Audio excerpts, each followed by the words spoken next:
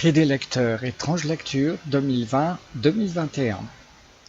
Gauze, Camarade Papa, paru aux éditions Le Nouvel Attila en 2018 dans la collection Incipit. Deuxième extrait. Chapitre romain d'Abilly. À cause de l'orthographe de mon nom, la nationalité des I est la première subtilité qui m'interroge à l'école. Il y a le I romain et le I grec, c'est ainsi. Arrête les questions idiotes et apprends, s'exaspère le maître. Les deux branches de leur Y, c'est toute la culture grecque. Les Romains l'ont ramassée en un point pour la rendre universelle. Le point au-dessus du I, c'est le début de la vraie civilisation. Père expliquant, réexpliquant à sa façon. La distance entre l'école et notre ferme est plus que physique. Les matins, je fais le chemin avec mère. Nous délaissons la route et prenons la galerie, le tunnel de végétation le long de la Claise à l'origine du nom de la maison, la galerette. Il y fait plus doux l'hiver, plus frais l'été. Mère parle peu, moi aussi. Nous marchons sur nos pensées. Dans les cimes, le ballet des écureuils. Dans la brande, la danse des renards. Dans l'air, le bourdonnement des insectes et le chant des oiseaux. Le martin pêcheur est mon préféré. Son nom, son bleu plumage, son cri mécanique comme le bruit de la fonderie à mi-chemin. Il paraît qu'à Châtellerault, au bout du monde, existe une fonderie encore plus grande. À l'entrée du bourg d'Abilly, la Claise se fend en un Y dont nous suivons la branche droite. Vue du pont en pierre, les bouleaux défilent en perspective cavalière jusqu'à la cascade artificielle dressée pour donner plus d'élan à l'eau qui se jette dans la grande roue du moulin de Rive. La dynastie Conti a transformé un ancien prieuré de filles en la plus grande minoterie de la région. Dans le Capitulum, où les prieuses lisaient le martyrologue, les meules de pierre actionnées par la force hydraulique écrasent le blé en libérant de fines particules inflammables et nocives pour les bronches. Mère y travaille et s'arrête là. Je continue à l'école, dans le dos de l'église dédiée à Martin, mon saint préféré. Jeune, Père a quitté ce pays. On raconte qu'il a été jusqu'à Paris. Il est revenu à la mort de grand-père. À ses côtés, l'étrangère, déjà enceinte, ce qui fait de moi un enfant conçu dans le péché. Je suis peut-être pas le fils de père. Mes cheveux roux et bouclés contrastent avec les siens, noirs et touffus. Ses yeux trop bleus pour une telle tête brune, sa peau si pâle.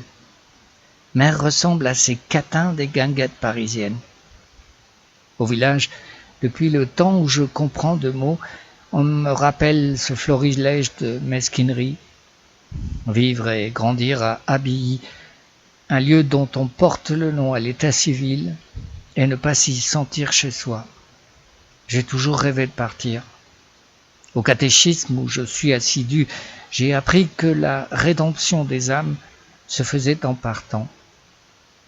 Seul, en bande ou avec tout un peuple, de la Genèse à l'Apocalypse, on part pour se sauver, accomplir une destinée.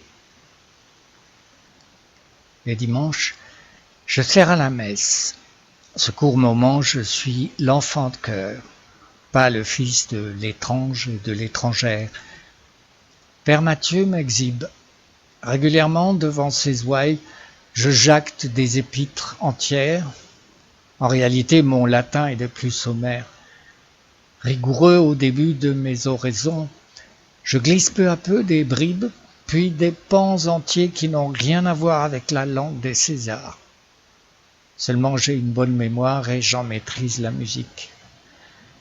Un soir, je me confie au prélat. Pater meus, clamiden obtocedere et animas amissas tegere, tamquam sanctum Martinem. Père Mathieu en pleurs d'émotion. Nous nous agenouillons, il voit le plan du Seigneur, moi le plan d'évasion. Une lettre de sa part, et je me retrouve au séminaire de Tours. Tamquam sanctum Martinem, comme Saint Martin. Quelques années de discipline, de prière et de vrais cours de latin m'ont cloîtré à la recherche du discernement. Je ne suis jamais sorti plus loin que les murs de l'évêché. Mère mourante, j'obtiens une permission. Retour à Abilly. À la sortie du village, je prends la galerie, notre chemin. Je le reconnais à peine. Les arbres ont rapetissé. Pas d'écureuil, pas de martin pêcheur, pas de renard. La Claise tient plus du ruisseau que de la rivière. Je trouve Mère alitée. Elle a la peau encore plus blanche que dans mon souvenir. Ses yeux bleus s'allument quand elle me voit. Toujours belle, même quand elle tousse des petits nuages de farine et crache des glaviots de plâtre. Du champ, Père ramène des pierres, des dizaines, taillées, ciselées, polies, bifaces. Il les ramasse dans la terre retournée par la charrue et les accumule soigneusement dans ce qu'il appelle le reliquaire, une malle au pied de la cheminée. Il s'adresse à ces pierres avec un sérieux de sénateur.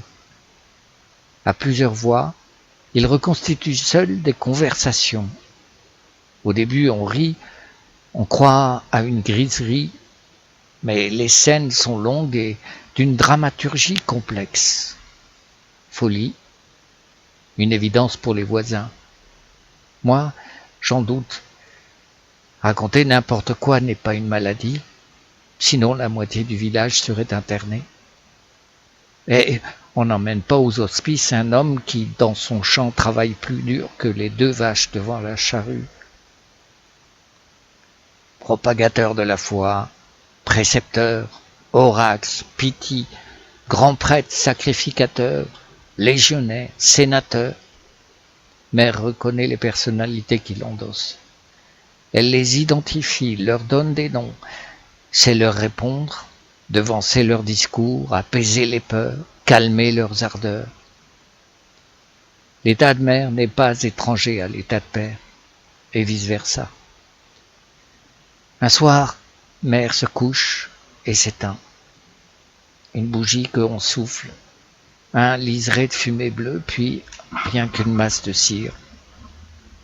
On l'enterre le lendemain matin. Je n'ai pas le courage de m'en retourner tout de suite aux études apostoliques. Mère morte, père coule. Petit à petit, le Romain devient son personnage principal. Son état empire. La charrue devient char. Les vaches destriers, les huédias crient gladiateurs. En faction, debout à l'entrée du champ, on est en embuscade, à couvert derrière un mur en pierre. Il est toujours de garde avec son pilum, son bouclier et une marmite d'étain en guise de casque. Un matin de fin de garde, le Romain s'avance vers moi, tremblant et menaçant. Je m'effraie qu'il me traite de Gaulois. Avant qu'il ne s'évanouisse, je l'entends souffler « Tu quoque fili ». Je peux le coucher enfin. 4 heures plus tard, alors que je lui passe une serviette sur le front, il se réveille en sursaut, yeux exorbités, irradiant de chaleur. Un filet de morve mêlé de caillots bruns qui s'écoule de sa narine gauche capte mon attention. Cette terre nous appartient. Nous l'avons soumise. C'est chez nous ici. Tu entends, Maximus? Nous leur avons donné la langue pour parler et apprécier le vin. Ces Gaulois nous doivent la civilisation. J'ai creusé les sillons. Il suffit de les suivre, mon bon Maximus. si je tombe sur le champ de bataille, ramasse mon bouclier, mon pilum et les pierres. N'oublie pas le reliquaire. Promets-moi de prendre le reliquaire. Il porte la voix des ancêtres. Les pierres. J'éternue. Une salve réflexe. Sous la poussée, des mèches de cheveux humides volettent du front de père qui s'arrête de parler. Il est aussi surpris que moi. Quand j'entrebâille la bouche en me contorsionnant le nez, il guette la réplique. Puis son visage se détend, il me lâche, se renfonce dans les draps mouillés de transpiration. J'éternue une seconde fois. Dans le même lit que mère, père meurt dans la peau d'Abilius, légionnaire romain, fondateur d'Abilly. 3 semaines, 2 enterrements, et une succession qui se résume à ma personne. Seul propriétaire de la galerette, j'ai le sentiment de n'être jamais parti. La terre fixe les corps et les esprits. Si on ne me revoit pas, la congrégation verra un prêtre, il trouvera maison close. L'idée me vient à l'écoute du Martin pêcheur. Son chant fait écho au piston de la machine à vapeur de la fonderie. Je veux aller à Châtellerault, le bout du monde de mon enfance. Je glisse la clé sous un biface taillé et poli par on ne sait quelle main du passé, que père n'a pas eu le temps de ranger. La Claise et moi, nous coulons vers la Creuse, plein ouest. Ma propre ombre à mes trousses me donne la sensation d'être poursuivi par père, ces monologues obsédés de civilisation. En pleine ferme, il reconstituait des scènes de l'Assemblée nationale. Ferry côté porcherie, Clémenceau vers le poulailler. Sa représentation est élaborée. Il bondit au vivat, brandit point vengeur au huée. Dans le palais Bourbon, l'honorable Jules Ferry hurle à gauche du perchoir. Je répète qu'il y a pour les races supérieures un droit, parce qu'il y a un devoir pour elles. Elles ont le devoir de civiliser les races inférieures. Georges Clémenceau réplique du fond du banc de droite. Depuis que j'ai vu des savants allemands démontrer scientifiquement que la France devait être vaincue parce que le français est d'une race inférieure, j'y regarde à 2 fois avant de prononcer homme ou civilisation inférieure. Puis surgit le Romain impère, aux abris. Bien sûr qu'il y a des civilisations supérieures. Au nom de quoi Rome lance-t-elle ses légions sur la Gaule ? Au nom de quoi la France lance-t-elle ses légions vers la terra incognita Africae ? Les débats d'aujourd'hui à l'Assemblée sont les mêmes que ceux d'hier à l'Agora. Ma marche en direction du Ponant transporte mes pensées vers les Amériques. Comme ce jeune et lointain continent nous est familier, alors que la vieille et voisine Afrique est encore inconnue. Blé, vigne, patates, l'origine de la Sainte Trinité, pain, vin, soupe. Lorsque la campagne n'est plus que succession de champs, une ville n'est pas loin. Les routes s'élargissent, elles sont plus fréquentées. J'accélère le pas, contaminé par la frénésie sur les voies. Le déclin du jour me trouve au bout du monde, Châtellerault.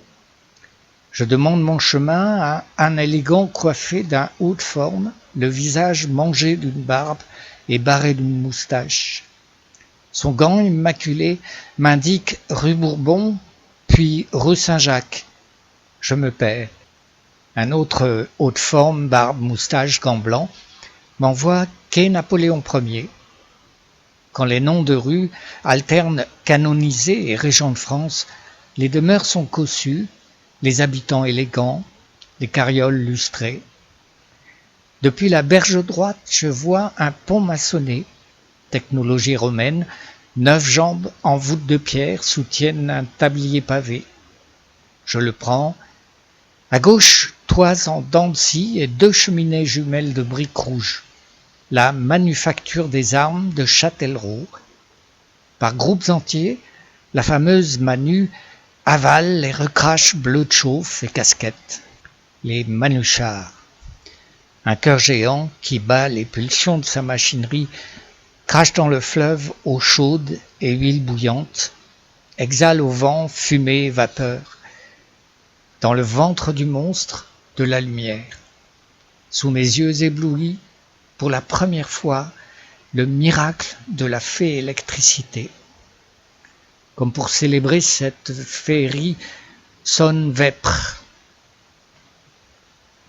20 kilomètres seulement.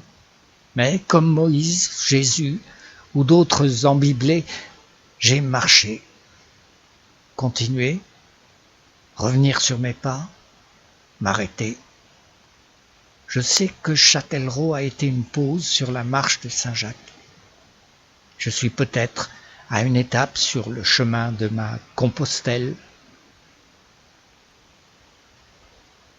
À suivre.